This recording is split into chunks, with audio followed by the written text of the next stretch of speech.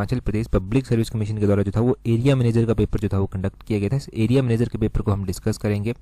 और हिमाचल जीके तो हमने लगभग 100% कवर कर रखी थी, बहुत ही आसान हिमाचल जीके पूछी गई थी। अभी आप देखेंगे कैसे कैसे क्वेश्चन जो था वो पूछे गए थे। क्वेश्चन नंबर 1 से जो है डिस्कशन को स्टार्ट करते हैं। बोलते हैं who among the following is the author of book Lajo. तो एक लाजो किताब है, इसके लेखक जो है वो कौन है। देखो लाजो किताब के लेखक हमने शांता कुमार जी को पढ़ रखा है, तो रमेश चौहान, शांता कुमार, ये ऑप्शन बी जो है वो सही आंसर हो जाएगा। अब देखो अगर शांता कुमार जी हिमाचल प्रदेश के मुख्यमंत्री भी रह चुके हैं, इनके द्वारा बात करें कौन कौन सी किताबें लिखी गई है। देखो लाजो किताब इनके द्वारा लिखी गई है, धरती है बलिदान की किताब इनके द्वारा लिखी गई है, पहाड़ बेगाने नहीं होंगे किताब इनके द्वारा लिखी गई है, देश भगत स्वामी विवेकानंद किताब इनके द्वारा लिखी गई है, और हिमालय पर लाल छाया किताब जो है वो इनके द्वारा लिखी गई है। ये किताबें बेसिक किताबें हैं जो हमने बहुत बार इनकी पढ़ी हुई हैं। यहाँ पर रणजौर सिंह भी जो है वो दिया गया है ऑप्शन में, तो रणजौर सिंह के द्वारा भी हमने पढ़ा है कि इनके द्वारा भी किताब लिखी गई है, परंतु कौन सी किताब इनके द्वारा लिखी गई है रणजौर सिंह के द्वारा, तो इनके द्वारा तारीख़ रियासत सिरमौर किताब जो है वो लिखी गई है। हमने टी.एस. नेगी भी जो है वो पढ़ रखा है। टी.एस. नेगी के द्वारा जो है वो कौन सी किताब लिखी गई है, तो इनके द्वारा शेड्यूल्ड ट्राइब ऑफ हिमाचल प्रदेश किताब जो है वो लिखी गई। और देखो यहाँ पर सर्ब नेगी का नाम दिया गया है, सर्ब नेगी के द्वारा भी किताब लिखी गई है। इनके द्वारा हिमालय पुत्तूर किन्नौर की लोक गाथाएं किताब जो है लिखी गई है, हिमालय पुत्तूर किन्नौर की लोक गाथाएं। तो ये आपने ध्यान रखना है यहाँ पर इन किताबों के बारे में जो इन इंपॉर्टेंट राइटर्स के द्वारा लिखी गई है। अगला क्वेश्चन देखिए, बोलते हैं who among the following was the first chairman of Himachal Pradesh public service commission. Himachal Pradesh public service commission जिसने ये एरिया मैनेजर और बाकी के एग्जाम जो है वो कंडक्ट करवा रहा है आजकल, जैसे पीजीटी के हो गए बाकी हो गए। तो Himachal Pradesh public service commission की स्थापना 1971 में की गई थी और इसके जो पहले चेयरमैन थे वो थे lieutenant general KS. Katoch. Option A जो है वो सही आंसर है, बिल्कुल ही आसान क्वेश्चन था। अब देखो हिमाचल प्रदेश जो लोक सेवा आयोग है, जिसको Himachal Pradesh public service commission कहते हैं, उसका गठन 1971 में किया गया था। और स्थित कहाँ पर है ये, तो शिमला में स्थित है, परंतु शिमला में कहाँ पर, तो शिमला के निगम बिहार में जो है ये स्थित है, ये भी आपने ध्यान रखना। इसके पहले चेयरमैन का आपको पता चल गया कि पहले चेयरमैन जो था वो इसके कौन थे। अगर हम बात करते हैं कि जो स्टेट पब्लिक सर्विस कमीशन होता है, ये जो स्टेट पब्लिक सर्विस कमीशन होते हैं, इनके चेयरमैन को कौन अपॉइंट जो है वो करता है, तो स्टेट पब्लिक सर्विस कमीशन के चेयरमैन को जो है वो अपॉइंट किया जाता है।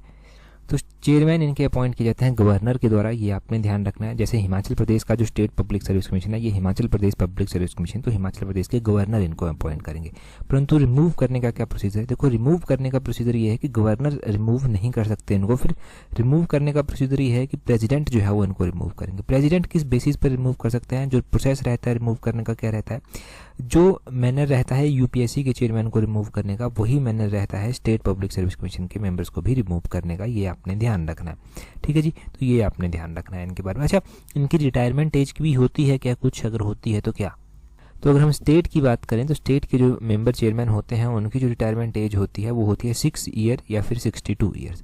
या तो वो 62 ईयर्स के हो गए हों तो उनको रिटायर होना पड़ेगा, या उनका 6 ईयर का टेन्योर पूरा हो गया है तब भी उनको रिटायर होना पड़ेगा। इन टर्म ऑफ यूपीएससी की अगर हम बात करते हैं, यूनियन पब्लिक सर्विस कमीशन, तो वहाँ पर एज जो है वो 65 ईयर्स होती है, तो ये ध्यान रखें। अगला क्वेश्चन है, बोलते हैं in which of the following district of Himachal Pradesh is the Shobha Singh art gallery located. तो शोभा सिंह आर्ट गैलरी जो है वो हिमाचल में कहाँ पर स्थित है। देखिए अगर बात की जाए इसे शोभा सिंह आर्ट गैलरी की, तो ये जो है वो कांगड़ा में स्थित है। कांगड़ा में कहाँ पर स्थित है, कांगड़ा के अंद्रेटा में ये स्थित है। ऑप्शन बी जो है वो सही आंसर हो जाएगा। सरदार शोभा सिंह के द्वारा जो मुख्य रूप से चित्र बनाए गए थे वो कौन कौन से बनाए गए थे, इनके द्वारा सोहनी महवाल चित्र बनाया गया था, सिख गुरुओं के चित्र इनके द्वारा एक पेंटिंग बनाई गई थी, कांगड़ा की दुल्हन इनके द्वारा बनाई गई थी, गद्दन इनके द्वारा पेंटिंग बनाई गई थी। कांगड़ा की दुल्हन मतलब कांगड़ा ब्राइड करके, कांगड़ा ब्राइड पेंटिंग इनके द्वारा बनाई गई थी, तो वो एग्जाम में बहुत बार पूछी गई है, उसको ध्यान रखना है। आगे बोलते हैं who among the following discovered Shimla for the first time. तो शिमला की डिस्कवरी पहली बार किसने की थी, बोलते हैं 1819 में। 1819 में शिमला की जो डिस्कवरी की गई थी वो लेफ्टिनेंट रोज के द्वारा की गई थी। ऑप्शन सी जो है वो सही आंसर हो जाएगा। अब लेफ्टिनेंट रोज ने जो है वो कब डिस्कवरी की शिमला की वो आपको पता चल गया, 1819 में इनके द्वारा शिमला की डिस्कवरी की गई। शिमला में बहुत सारी अलग अलग बिल्डिंग्स हैं, उनके बारे में क्वेश्चन बन जाते हैं, और भी शिमला के बारे में कोई ना कोई क्वेश्चन जो है वो एग्जाम में बन जाता है, चाहे उसकी बिल्डिंग्स का क्वेश्चन हो गया चाहे कोई और क्वेश्चन हो गया। शिमला में 1817 की बात है कि 2 स्कॉटलैंड के अधिकारी आए थे, जिनका नाम, एक का नाम कैप्टन पैट्रिक जेरॉड था और एक का नाम अलेक्जेंडर जेरॉड था। इनके द्वारा इनकी डायरी में शिमला गांव का जो है वर्णन मिलता है। उस टाइम शिमला एक गांव के रूप में हुआ करता था। और शिमला पहाड़ी रियासत के पहले जो असिस्टेंट पॉलिटिकल एजेंट थे लेफ्टिनेंट रोज, उनके द्वारा 1819 में शिमला की सर्वप्रथम खोज जो था वो की गई थी। और लकड़ी का मकान इनके द्वारा बनवाया गया था, इसको जिसको कॉटेज आप कह सकते हैं। और एक चार्ल्स पेंट कॉटेज है, 1822 में शिमला में पहला पक्का मकान जो था वो बनवाते हैं और जिसका नाम कैनेडी हाउस जो है वो रखा जाता है। कैनेडी हाउस के नाम से ये फेमस हुआ। किसके द्वारा बनाया गया है ये कैनेडी हाउस? ये चार्ल्स पेंट कैनेडी के द्वारा जो था वो बनाया गया था। और आपने ध्यान रखना है लॉर्ड एमहर्स्ट का नाम। लॉर्ड एमहर्स्ट जो है वो शिमला आने वाले पहले गवर्नर जनरल जो था वो बने थे। 1827 में इनके द्वारा शिमला की यात्रा जो था वो की गई थी। तो ये बेसिक क्वेश्चन जो है वो शिमला के बारे में बने, इनको ध्यान रखना। क्वेश्चन नंबर 5 देखिए, बोलते हैं which of the following district of Himachal Pradesh won the best district award in पोषण अभियान। तो एक पोषण अभियान चलाया गया है। बोलते हैं हिमाचल के किस जिले को यहाँ पर सर्वश्रेष्ठ जिले का पुरस्कार मिला है? तो हिमाचल प्रदेश का डिस्ट्रिक्ट सोलन है जिसको यहाँ पर सर्वश्रेष्ठ पुरस्कार मिला है। कहाँ पर पड़ा होगा ये क्वेश्चन? ये बहुत बार पूछा गया है, रिपीटेड क्वेश्चन है। ये अलग अलग एग्जाम्स में पहले पूछा गया है और हमने वहीं पर डिस्कस किया है। एक आधी बार गिरिराज पत्रिका में भी ये डिस्कस हो चुका है। देखो ये बहुत पुरानी बात है, लेटेस्ट नहीं है। ये जब जयराम ठाकुर मुख्यमंत्री हुआ करते थे उस टाइम की बात है, 2019 के आसपास की ये बात है, जब सोलन डिस्ट्रिक्ट को जो है ये बेस्ट अवार्ड जो था वो मिला था इस पोषण अभियान में। पोषण अभियान के बारे में थोड़ा सा जान लेते हैं, क्योंकि पोषण अभियान के बारे में भी एग्जाम में जो है वो क्वेश्चन पूछा जा सकता है। क्या क्या क्वेश्चन बनते हैं पोषण अभियान के? इसको इंग्लिश में नेशनल न्यूट्रिशन मिशन भी जो है वो आप कह सकते हैं। और ये जो था वो लॉन्च किया गया था 8 मार्च 2018 को। 8 मार्च 2018 को इसको लॉन्च किया गया था। और ध्यान रखना है कि 8 मार्च को जो है वो इंटरनेशनल वुमेंस डे भी जो है वो मनाया जाता है। इसका टारगेट था कि अनीमिया हो गया, अंडर न्यूट्रिशन हो गया, स्टंटिंग हो गया, जो यंग चिल्ड्रंस में, महिलाओं में, एडोलसेंट गर्ल्स में ये चीज़ें बीमारियां होती हैं उनको रिड्यूस करना या फिर उनको कम करना, ये टारगेट इसका रखा गया था। सोलन डिस्ट्रिक्ट ने जो है वो इसमें अच्छा परफॉर्मेंस जो है वो दिया है, ये आपने ध्यान रखना है। पोषण अभियान का आपको पता चल गया और इतना काफ़ी है यहाँ से याद रखने के लिए। आगे बोलते हैं which of the following district of Himachal Pradesh is known as Chhoti Kashi. तो छोटी काशी के नाम से हिमाचल के किस डिस्ट्रिक्ट को जो है वो जाना जाता है? देखो छोटी काशी किसको कहते हैं? छोटी काशी जो है वो कहा जाता है मंडी को। ऑप्शन सी जो है वो सही आंसर है। बिल्कुल ही आसान क्वेश्चन था। मंडी को जो है वो छोटी काशी कहा जाता है। क्या इस तरह के कोई और क्वेश्चन भी बनते हैं? जैसे कि लिटिल तिब्बत जो है वो लाहौल स्पीति को भी बोल देते हैं। हिमाचल का वाराणसी जो है वो मंडी को भी बोल देते हैं। और मिनी लहासा धर्मशाला को बोल देते हैं। लैंड ऑफ ग्रेप्स जो है वो रिब्बा वैली को बोल देते हैं। रिब्बा जो कि किन्नौर में पड़ता है उसको बोल देते हैं। Valley of honey and milk Chamba को बोल देते हैं। लैंड ऑफ 84 टेम्पल्स जो हैं वो भरमौर को बोल देते हैं, क्योंकि 84 टेम्पल जो है वो भरमौर में ही स्थित हैं। वैली ऑफ गॉड्स जो है वो कुल्लू को बोल देते हैं। शिव भूमि के नाम से हम भरमौर को जो है वो कहते हैं। लेक ऑफ डर्टी वाटर जो है वो कराली लेक को कह देते हैं। ये कराली लेक जो है वो डिस्ट्रिक्ट शिमला में स्थित है, ये आपने ध्यान रखना है कराली लेक कहाँ पर स्थित है। लेक ऑफ मून हो गया चंद्रताल, लेक ऑफ सन हो गया सूरजताल। तो ये इंपॉर्टेंट कुछ इस तरह के नाम अलग अलग जगहों को दिए गए हैं, ये आपने ध्यान रखना है। बोलते हैं अगले क्वेश्चन है, बोलते हैं of the 12 district of Himachal Pradesh which one is the largest in term of total area. तो बोलते हैं कि हिमाचल प्रदेश के 12 जिलों में से जो क्षेत्रफल की दृष्टि से सबसे बड़ा जिला है वो कौन सा है? क्षेत्रफल की दृष्टि से लाहौल स्पीति सबसे बड़ा जिला है। ऑप्शन डी सही आंसर है। हम हिमाचल के डिस्ट्रिक्ट्स को अलग अलग टाइम पर रिवाइज करते रहते हैं। एक बार फिर से हम हिमाचल के डिस्ट्रिक्ट्स को in term of area revise करेंगे। यहाँ पर देखिए ये हिमाचल के डिस्ट्रिक्ट दिए गए हैं और इनका एरिया जो है वो दिया गया है, बड़े ही अच्छे से अरेंज करके यहाँ पर मैंने ये दिया है, तो इसको हम देखेंगे। बोलते हैं लाहौल स्पीति का एरिया 13,841 है, जो कि पूरे हिमाचल का है। हर 12 डिस्ट्रिक्ट में से सबसे ज़्यादा है। पूरे हिमाचल का ये 24.86% कवर करता है। उसके बाद आता है चंबा का नंबर, जिसका एरिया 6,522 है और ये पूरे हिमाचल का 11.71% कवर करता है। तीसरे नंबर पर किन्नौर आता है, 6,401 इसका एरिया है और 11.50% इसका एरिया बनता है। किन्नौर डिस्ट्रिक्ट जो किन्नौर के बाद आता है अपना कांगड़ा डिस्ट्रिक्ट। कांगड़ा जो कि पॉपुलेशन में तो सबसे ज़्यादा है, परंतु एरिया में ये चौथे नंबर पर आता है। इसका एरिया है 5,739 स्क्वायर किलोमीटर, जो कि पूरे हिमाचल का 10.31% कवर करता है। अगर उस कांगड़ा के बाद बात करें तो कुल्लू आता है। कुल्लू जिसका एरिया है 5,503, जो कि पूरे हिमाचल का 9.88% कवर करता है। उसके बाद शिमला हिमाचल प्रदेश की राजधानी, जो कि छठे नंबर पर आती है। 5,131 इसका एरिया है और 9.22% जो है ये कवर करता है। मंडी उसके बाद आता है, जिसको जो है वो छोटी काशी कहते हैं, जो कि 3,950 स्क्वायर किलोमीटर एरिया बनता है। 7.09% ये कवर करता है। सिरमौर की बात करें तो 2,825 स्क्वायर किलोमीटर इसका एरिया है। 5.07% ये कवर करता है। सोलन की बात करें तो सोलन 1,936 स्क्वायर किलोमीटर एरिया बनता है इसका और 3.48% कवर करता है। ऊना उसके बाद 1540 स्क्वायर किलोमीटर 2.77% ये कवर करता है। ऊना के बाद बिलासपुर जो कि 1167 स्क्वायर किलोमीटर एरिया है, 2.10% इसका एरिया बनता है। हमीरपुर डिस्ट्रिक्ट हिमाचल का सबसे छोटा डिस्ट्रिक्ट है, परंतु लिटरेसी सबसे ज़्यादा है। हमीरपुर का जो एरिया है वो है 1118 स्क्वायर किलोमीटर, जो कि पूरे हिमाचल का एरिया का 2.01% कवर करता है। हमीरपुर की लिटरेसी रेट कितनी है? लिटरेसी रेट आप जल्दी से कमेंट करके बता दीजिए, रिवीजन हो जाएगा। नेक्स्ट क्वेश्चन देखते हैं हमारे पास क्या पूछा गया है। बोलते हैं who among the following member of 1853 state reorganisation commission was against the merger of Himachal Pradesh with Punjab. तो बोलते हैं देखो ये थे जस्टिस फजल अली। जस्टिस फजल अली थे 1953 में, इनकी अध्यक्षता में ये एक कमीशन बनाया गया था। इसकी रिकमेंडेशन ये थी कि हिमाचल प्रदेश को जो है वो पंजाब के साथ जो है मर्ज ना किया जाए। और 1956 में जो है इसकी रिकमेंडेशन जो है आती हैं। उसके बाद क्या होता है, उसके बाद जो है उसके बाद इनकी रिकमेंडेशन के बेसिस पर जो है वो पहले स्टेट्स को अलग अलग स्टेटस दिए गए थे, part A, part B, part C, उसको जो है वो ख़त्म कर दिया जाता है और नए सिरे से जो है वो स्टेट्स और यूनियन टेरिटरी जो है वो बनाए जाते हैं। तो 14 स्टेट्स बनाए जाते हैं और 6 यूनियन टेरिटरी जो है वो बनाई जाती हैं। 6 यूनियन टेरिटरी जो बनाई जाती हैं उसमें से हिमाचल प्रदेश भी एक यूनियन टेरिटरी जो था वो हुआ करती। तो क्वेश्चन ये भी बनता है कि हिमाचल प्रदेश को कब केंद्र शासित प्रदेश बनाया गया था? तो वो 1956 में बनाया गया था।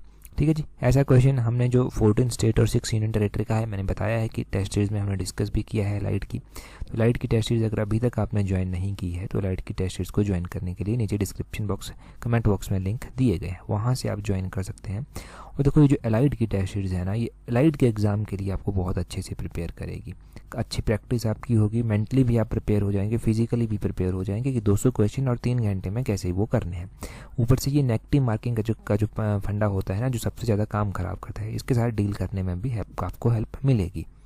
तो टेस्ट सीरीज इंपॉर्टेंट है। अगर अभी तक प्रैक्टिस नहीं की है तो नीचे डिस्क्रिप्शन बॉक्स कमेंट बॉक्स में लिंक दिए गए हैं, वहाँ से प्रैक्टिस कर लीजिए। सीरियसली तैयारी कर रहे हैं तो ये भी एक इम्पॉर्टेंट चीज़ है, आपके पढ़ाई का पार्ट है। अगला क्वेश्चन देखिए, बोलते हैं which of the following place in Himachal Pradesh is popularly famous as mini Switzerland. तो मिनी स्विट्जरलैंड किसको कहते हैं? मिनी स्विट्जरलैंड खजियार को कहा जाता है। खजियार ऑप्शन ए जो है वो सही आंसर हो जाएगा।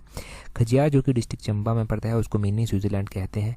WP ब्लेजर हुआ करते थे जिनके द्वारा इसको मिनी स्विट्जरलैंड जो था वो कहा गया था। 1992 की बात है, इनको मिनी स्विट्जरलैंड, इसको जो है वो मिनी स्विट्जरलैंड कह के संबोधित किया गया था।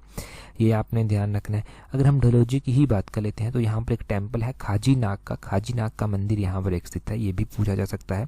अप्रॉक्सीमेटली कितने एल्टीट्यूड पर जो है ये खजियार स्थित है? तो खजियार जो है वो 1900 मीटर एल्टीट्यूड पर जो है वो स्थित है और खजियार में खाजी नाग का मंदिर है, ये ज़रूर आपने ध्यान रखना है। ठीक है जी। और मिनी स्विट्जरलैंड इसको WP ब्लेजर के द्वारा 1992 में जो था वो कहा गया था। अच्छा, चंबा की लेक से एक बार रिवाइज कर लेते हैं। चंबा में घड़ासरू झील आती है, चंबा में खजियार झील आती है, चंबा में लामाडल झील आती है, चंबा में मणिमहेश झील आती है, चंबा में चमेरा झील भी आती है, चंबा में महाकाली झील भी आती है, चंबा में चंद्रकूप झील भी जो है वो आती है। ये आपने लेक्स भी ध्यान रखनी है डिस्ट्रिक्ट चंबा की। अगला क्वेश्चन वही है लेक्स के बारे में। In which of the following district is the Chamera lake located. तो चमेरा लेक कहाँ पर स्थित है? चमेरा लेक चंबा में स्थित है। चंबा में स्थित है, ऑप्शन बी जो है वो सही आंसर है। कौन सी नदी के ऊपर है? तो देखो ये जो है वो रावी नदी, मतलब हुआ क्या, पूरी बात बताता हूँ। चमेरा विलेज में जो है वो रावी नदी के ऊपर बनाया गया हाइड्रो इलेक्ट्रिक प्रोजेक्ट बनाया गया, वहाँ से निर्माण हुआ इसे चमेरा लेक का, ये आपने ध्यान रखना है। चंबा की लेक्स आप ऑलरेडी रिवाइज कर चुके हैं। किन्नौर में कौन कौन सी लेक आती हैं? किन्नौर में आपने ध्यान रखना है, एक तो नाको लेक आती है, एक सुरंग लेक आती है। ऊना में कोई इस तरह से लेक नहीं आती, सवा नदी आती है जिसको रिवर ऑफ सौरो भी कहते हैं। कांगड़ा में अगर हम बात कर लें तो कांगड़ा में जो है वो एक करेरी लेक जो है वो आती है। कांगड़ा में पोंग झील जो है वो आती है। पोंग झील इंपॉर्टेंट झील है, करेरी झील इंपॉर्टेंट झील है। कांगड़ा में डल झील भी जो है वो आती है। डल झील आपने ध्यान रखना है, कांगड़ा में आती है और इसको भागसुनाथ झील के नाम से भी जाना जाता है, भागसुनाग झील के नाम से भी जाना जाता है। अगला क्वेश्चन देखिए, बोलते हैं which of the following district of Himachal Pradesh has highest literacy rate. Literacy rate highest अभी मैंने बताया था हमीरपुर का ही है। हमीरपुर का लिटरेसी रेट है, ऑप्शन सी सही आंसर हो जाएगा, हाईएस्ट। 2011 की जनगणना के अनुसार ये लिटरेसी रेट देख लीजिए, मैं हमीरपुर का है 88.20%, जो मैंने पूछा था आपसे थोड़ी देर पहले। उसके बाद अगर हम बात करते हैं यहाँ पर कि शिमला का कितना है, तो शिमला का 83.6% है, हिमाचल की राजधानी है। और सबसे कम है चंबा का 72.2%, ये आपने ध्यान रखना है। अगर हम 2011 की जनगणना के अनुसार देखेंगे कि तो हिमाचल का लिटरेसी रेट 82.80% जो है वो आ जाएगा। अगर आप 2001 की जनगणना के अनुसार देखेंगे तो 76.5% जो है वो हिमाचल का लिटरेसी रेट आ जाएगा। हिमाचल के हर एक डिस्ट्रिक्ट का यहाँ पर लिटरेसी रेट दिया गया है, यहाँ पर दिया गया है, तो मैं हर एक डिस्ट्रिक्ट को नहीं पढ़ूंगा अभी, इतना आप यहाँ से याद रख लीजिए, काफ़ी है। अगला क्वेश्चन देखिए, बोलते हैं in which of the following year was the status of Himachal Pradesh downgrade from a C class state to union territory. अभी तो हम पढ़ रहे थे, जस्टिस फजल अली कमीशन आया था, उसके बाद जो है वो ABC की स्टेटस ख़त्म कर दिए गए थे। देखो डिटेल से पढ़ने का ये फ़ायदा होता है, ऐसे क्वेश्चन सॉल्व होते हैं। ABC का स्टेटस जो है वो ख़त्म कर दिया गया, उसके बाद हिमाचल को केंद्र शासित प्रदेश बना दिया गया था। तो ये 1956 की बात है। 1956 में जो है वो हिमाचल में, इंडिया में जो है 6 केंद्र शासित प्रदेश बने थे। हिमाचल उनमें से एक था, और बाकी के 5 कौन कौन थे? एक तो दिल्ली हुआ करता था, एक अंडमान निकोबार हुआ करता था, एक त्रिपुरा हुआ करता था, एक मणिपुर हुआ करता था, और एक जो लक्षद्वीप, मिनिकॉय और अमीनीद्वीपी आइलैंड है वो हुआ करता था। लक्षद्वीप आइलैंड जिसको आप कहते हैं, परंतु पहले उसको इस तरह से कहा जाता था, तो वो आपने ध्यान रखना है। नेक्स्ट क्वेश्चन देखते हैं, ये तो हो गया हमारे पास यहाँ से। अगले क्वेश्चन में क्या बोलते हैं which of the following tribe of Himachal Pradesh perform the Dandras dance. तो ढांडरास डांस किसके द्वारा परफॉर्म किया जाता है? अभी तो हम थोड़े दिन पहले डिस्कस कर रहे थे कि ढांडरा डांस जो है वो पुरुषों के द्वारा परफॉर्म किया जाता है, और गद्दी ट्राइब में ये परफॉर्म किया जाता है। ऑप्शन डी इसका सही आंसर हो जाएगा, ये आपने ध्यान रखना है। देखो गद्दीस के द्वारा जो है वो चंबा जिले में और कांगड़ा जिले में ये रहते हैं मुख्य रूप से। तो चंबा जिले में मुख्य रूप से जो डांसेस परफॉर्म किए जाते हैं उनमें से ढांडरास डांस एक आता है। ढांडरास dance man of Gaddi tribe जो होते हैं उनके द्वारा मुख्य रूप से ये परफॉर्म किया जाता है। और आपने ध्यान रखना है कि इसके अलावा भी कौन कौन से डांसेस परफॉर्म किए जाते हैं। तो एक तो झंझारा डांस परफॉर्म किया जाता है चंबा वैली में, जिसमें महिलाएं और पुरुष दोनों पार्टिसिपेट करते हैं। झांकी और हंतार जो हैं ये भी चंबा में जो है वो परफॉर्म किए जाते हैं। ढांगी डांस हो गया, इसमें जो है वो क्या होता है, महिलाएं जो है वो परफॉर्म करती हैं, और ये चंबा के छतराड़ी गांव में जो है वो मनाया जाता है। ठीक है जी, ये आपने ध्यान रखना है, वहाँ पर परफॉर्म किया जाता है।